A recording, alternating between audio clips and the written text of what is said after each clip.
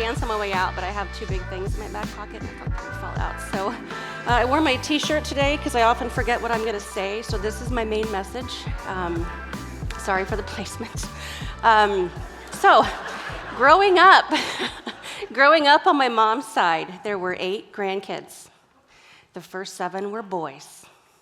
And then there was me. I was highly anticipated, and somehow I still ended up with a boy name. Don't know how that happened. But being the only girl was kind of awesome. I was spoiled by everyone. Cousins, brothers, especially my dad. So you've all heard the whole daddy's girl. You know, daddy's girls are daddy's girls. And I was a daddy's girl through and through. He spoiled me. I didn't even have to ask for anything. I got it before I asked. If I said I wanted something one time, it was there. And we just had the best relationship. He was my person, I was his person. I remember one time he took me to the doctor's office, and it was time for my tetanus booster, and I was just distraught because I didn't want to get poked. So he lied to the doctor and told him that I had my booster. So, I mean, it was a little extreme.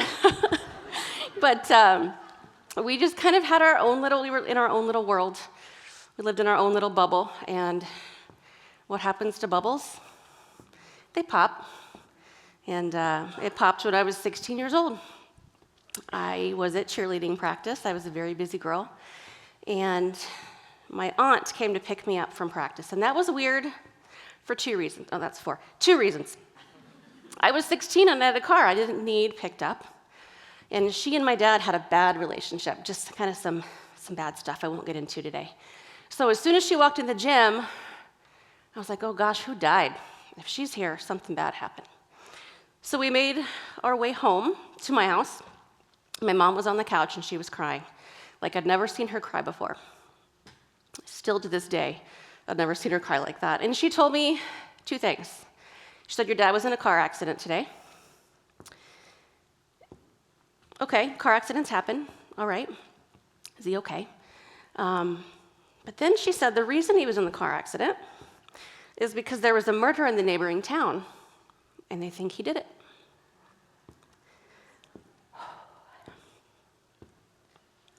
That's a lot for a 16-year-old girl to hear. And I don't remember how I reacted, probably something like this. But I do remember 3 months later, January 4th, 1995. Wish I could forget that day. Again with the cheer practice. I was coming home from cheer practice, went to turn left onto my street, and I couldn't. There were just cars everywhere. I couldn't even get in. So I was annoyed because I was a teenager and I just wanted to go home. So I went around the block to the other side of the street, and I got in. Yay. And then I rolled up on my house, and I realized that those people were at my house. I pulled into the driveway, and this lady, whom I'd never met before, she said, sweetie, we're here to arrest your dad. Thanks for the sweetie, because that helped so much. And I don't remember how I reacted to that either, but I remember just sitting in the car, and maybe she told me not to get out. She said, we can't let you go inside because he's in the back room with a gun. No, he wasn't threatening people, he was threatening himself.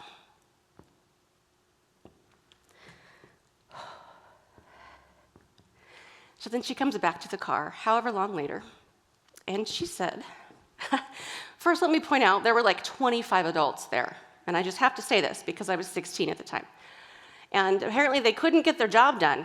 So, hey, let's send the 16-year-old inside. Sounds like a grand idea, right? I guess they thought that if he saw me, he'd put the gun down. Now, there's a lot I don't remember, hence the shirt.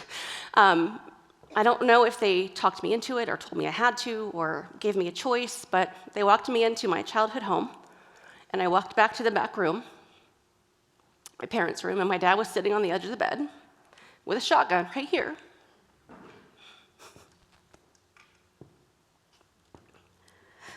I don't know whose brilliant idea this was. I have 5 daughters and a bonus daughter. They're fragile at that age. I can't unsee that. My dad was terrified or scared, I don't know. But I'd never seen him like that. He was my hero, he was my person, and I'd never seen him in that state, ready to take his own life, scared out of his mind. Oh, sorry. So it worked. Yay! He put the gun down, and I went over and I sat on his lap, and I hugged him as long as they would let me. And then he asked me to go to my room so I wouldn't see him get arrested. That was a hard day, you guys. But there's more. That was my male attention, right? So I didn't have it anymore. He was there one day, he was gone the next. And there was not a shortage of teenage boys willing to give me that attention that I lost. And I took it, and I got pregnant. So I was 16 in high school, pregnant, with my dad's murder trial very publicly out there. Small town, everybody knew us. It was a hard time, you guys. It was a very hard time, and what that did for me, or maybe to me, over the next several decades, a couple things. I became very busy. I'm naturally busy. I like to go, I like to do, I like to get things done. That's my personality, and I love it. But I took it to the extreme because when I was busy, my brain didn't have time to let all those things in. Thinking of my dad being arrested and almost killing himself, or all the hurt and the anger with people sitting me in the first place. So I stayed busy to avoid thinking about those things. And I became very disconnected from people, from my feelings, from everything. And being disconnected and being super busy, when self-care came into my life and I heard the concept, I'm like, whatever. I'm too busy and I don't have time. It's not for me. No thanks. Luckily, there's been a long journey that has occurred from 16-year-old Bobbi to however old I am today, Bobbi. And I'll let you guess that. I've kind of given some clues. I'm a grandma, by the way, so keep guessing. So I've grown a lot. I've faced a lot of those traumatic events. And self-care, surprisingly, was what allowed that to happen. Self-care came into my life in the form of my husband, Dustin. We just celebrated 6 years of marriage on New Year's Eve. And my self-care was his priority. I was just blessed. He would run me a hot bath when he knew I had a long day. I would talk about it, and I would want to do it, but I wouldn't. So he caught on to my little games, and he would run me a hot bath, and I'm like, oh, sweet.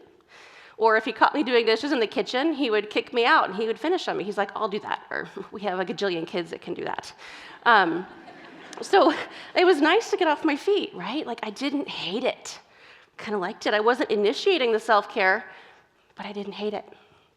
And then I was introduced to Rachel Hollis, not actually physically, but I'm sure some of you all have heard her name. She has a couple books and a lot of things. So I devoured her books, listened to her podcasts, and I even got to go to her Rise event in Minneapolis.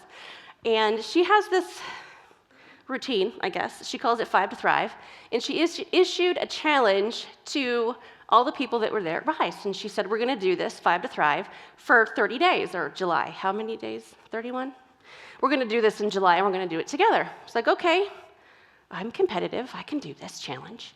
So we had to exercise for 30 minutes every day, drink half our body weight in water, in ounces of water. I'm not going to tell you how many ounces of water I had to drink. We, let's see, I'm forgetful, guys. I didn't put that on my shirt. We had to start a gratitude practice. We had to list 5 things we were thankful for every day that happened in the last 24 hours. We had to,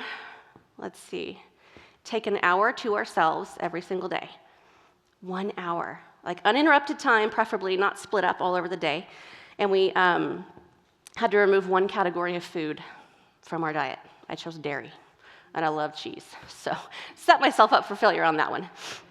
But I did pretty good. So we got going on this challenge, and I was like, all right, well, this wasn't self-care because I'm a big thinker. Do we have any big thinkers in the audience? Like 2? Oh, okay, yeah, yummy people right there. So I thought about, I'm confused apparently.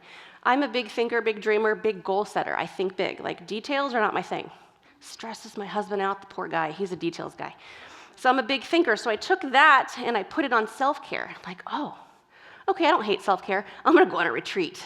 I'm going to find a self-care retreat, and I'm going to go, and I'm going to spend 4 glorious days self-caring, whatever that meant. And I was going to come home, and I was going to be great. So I started Googling working mom retreats, busy mom retreats. You guys, they're expensive. And they're like in Fiji. Like, they were way far away. So I would have to pay for the retreat and pay to get there and be away from my family. This concept was just too big. So I'm like, I can't. And still to this day, I've never been on a retreat. Back to the challenge. So about halfway through the month, I started noticing some things. I was proud of myself just for doing it. I was like, this kind of feels good.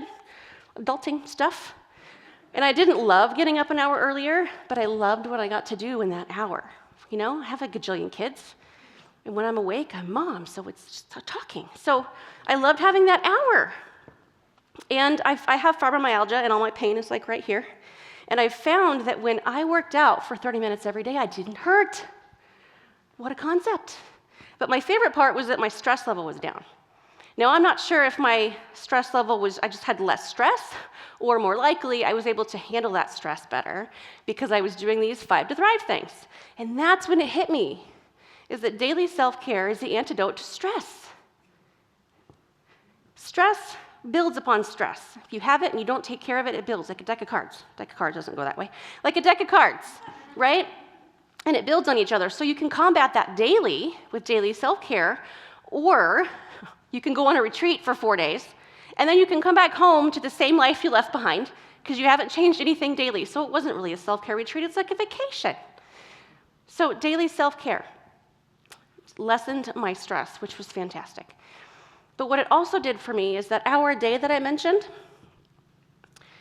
it started my healing process because I also thought about healing in a really big way. It was a lot that I had to heal from. And I just gave you guys a tiny little bit of it. And I'm like, if I start crying, I'm never going to stop. It's just too much. I can't do this. I can't handle all that hurt. But when I was taking an hour for myself every day, I would meditate, I would pray, I would journal, I would listen to podcasts, I would read personal development books, and I found I was healing a little bit each day. And the awesome thing was I could button up my hour that day because I knew I had an hour the next day. And I had another hour the next day. So my healing came out of this. Totally wasn't expecting that. So my definition of self-care, this is my personal definition, is the things we do on purpose to take care of our mental, emotional, and physical well-being. You like my little motions there? It's because I forget. So that's my definition. So I would love for you guys, with that definition in mind, to throw out some ideas of self-care. What do you guys do for self-care, or what do you want to do? Anybody? Ooh, face mask. I did that last night. What else? Yoga. Yes. Massage. Yes, I have a massage tonight. Awesome. What was that? Hiking. Oh, see? Yes, it's different for everyone. It's different for everyone. So when we're taking care of our mental, mental, emotional, and physical health, what are some benefits we can see from that? Anybody? Energy. Yes, increased energy. Better sleep. I can listen to my kids longer. Amen. My gosh, this man, yes.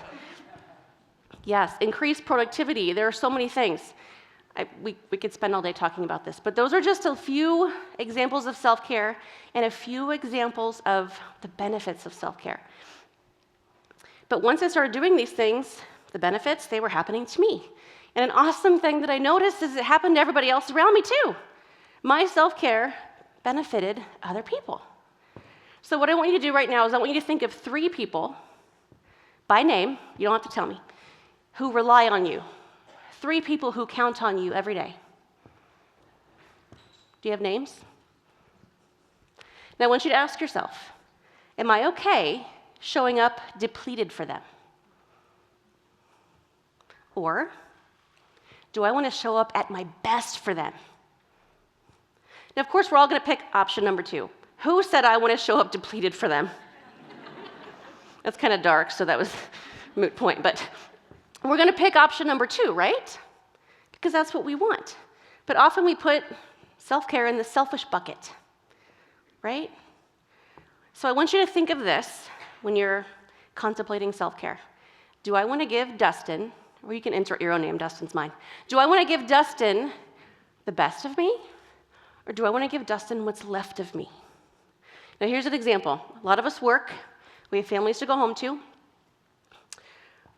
The best time for you to work out is after work. And you're like, oh, I've already spent all day at work. I'm going to take another 30 minutes to an hour away from my family. I just can't do that. But when you do, when you work out, your body changes, right? You're in a better mood. Maybe your pain diminishes. So ask yourself, do I want to give my family the best of me or what's left of me? It rhymes, you guys. You're welcome. Come on. I need a t-shirt for that, too. I need a lot of t-shirts. So what I want to encourage you to do is think of self-care in bite-sized pieces. Not this huge thing that you have to do, or it's a destination. It's an everyday practice that affects you, and it affects the people around you in a good way. You can affect the people around you in a negative way. That's a different topic. But what I would like you to do, I don't know if they put it up there or not. I wanted to start a hashtag. This one. Hashtag self-care is cool. Again, sorry for the placement. But I would like for us to do this. Social media. And the reason I would like for us to do it is kind of as a collective. Because that's why I asked you guys for some ideas. Because we all have I didn't think of hiking. I didn't think of yoga. I thought of playing in a room full of puppies. Because that's awesome. But we all have different things that we do, and we inspire each other, and we heal as a collective. So what I would love for you guys to do is start doing that, and I want to check on you. If you've been on a retreat for self-care, don't tag me, because I'm going to be mad. But that is what I wanted to impress upon you guys today, that self-care is not selfish. Self-care is you taking care of you to give everyone the best of you instead of what's left of you. Thank you, guys.